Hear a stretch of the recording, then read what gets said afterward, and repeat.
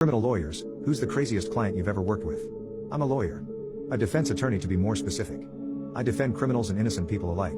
Most of the criminals I defend aren't James Bond villains or George Clooney from the Ocean's movies. Most criminals I defend are stupid. Otherwise, they wouldn't need a lawyer because they wouldn't get caught.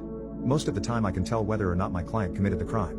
Sometimes, they even tell me straight up. One day, I got a call from a mother asking me to represent her son. She gave me a rundown on the charges and what she knew. I told her I could take the case. When I first met the son, I knew immediately that he was guilty. I can't give you the details of the case, but all that matters was that this guy was not the sharpest tool in the shed. He had been pretty much caught red-handed carrying out his offense. The prosecution wanted to give him 48 months. I negotiated them down to 36. I urged this guy to take the deal. It was the best he was going to get, seeing as though they caught him in high-definition security footage.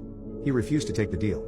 He must have been watching Suits every day because he would quote legal documents that had no relevance to his case in an attempt to justify going to trial. He thought this was goodwill hunting. In reality, this guy barely graduated high school and had the literacy of an 8th grader. Every meeting I had with him would end with me pleading with him to take the deal. He would refuse and say he had to go see his girlfriend. His favorite line was, "We have to fight it. We didn't have to do anything." After a couple meetings going nowhere, I decided to give up trying to talk sense into him. We went to trial. I'm a good lawyer, but I'm not Jesus. I'm not in the business of miracles. The jury found my guy guilty on all accounts. No surprise there. The surprise would come during the sentencing. When he was found guilty, my guy had given me the meanest mug of all time. I think he felt betrayed by me somehow, even though I had told this idiot to take the deal. On sentencing day, his usual support group was there. His mom, his brother and his sister, his girlfriend, and his aunt had all been there for the trial.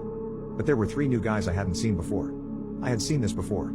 Guys would call some friends to try to intimidate the judge to get a lighter sentence, I guess. Stupid. I didn't think anything of it. It was business as usual in the courtroom until I heard commotion coming from the hallway outside. It sounded like muffled screaming and it was negligible at first.